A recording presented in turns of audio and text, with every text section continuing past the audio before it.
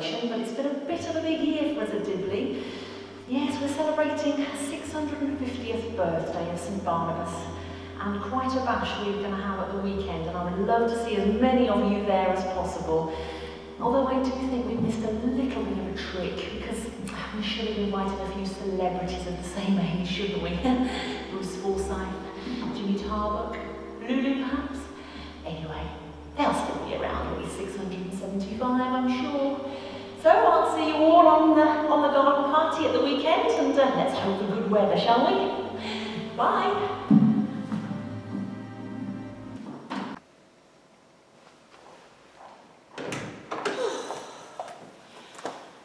Another serve. Oh,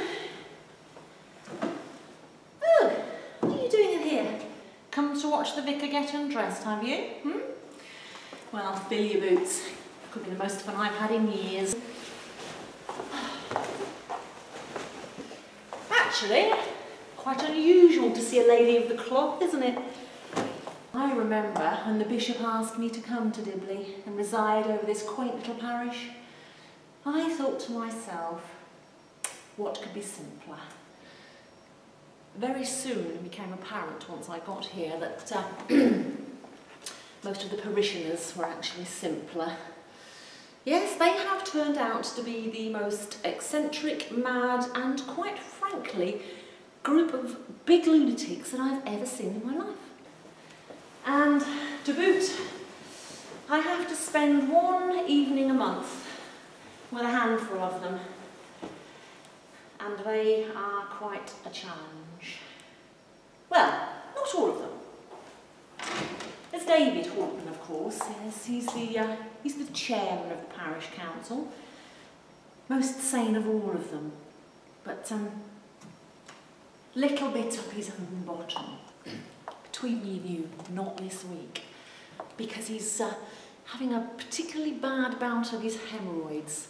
We've been on the phone about it regularly, and I have suggested go to the doctors, David, but no, typical man, he will self-diagnose. Well, the rest of them are a bit of an interesting bunch, to be fair. We've got Frank, he takes the minutes, and Jim Trott. Well, Jim turns up even when he's bothered to send his apologies, which is, yeah, interesting. We've got Hugo, David's son. What can you say about Hugo? Nice ties. Oh, and Owen, of course. He's the local farmer. Yeah, smells a bit of pig poo, and has overly attentive hands, is a fair way to say it. But he's a nice enough guy if you can cope with the smell. Oh, and then of course there's Letitia, Mrs. Cropley. Yes. Not a lot of use at all, that one.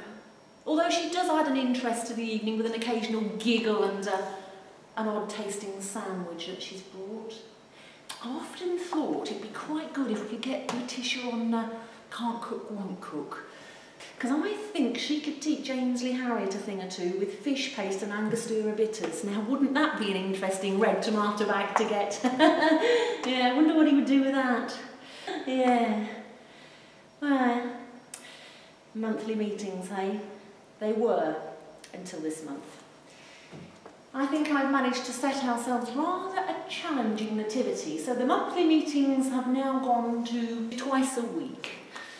My own fault, I have set us rather a challenging nativity play, so I have to spend longer with the group.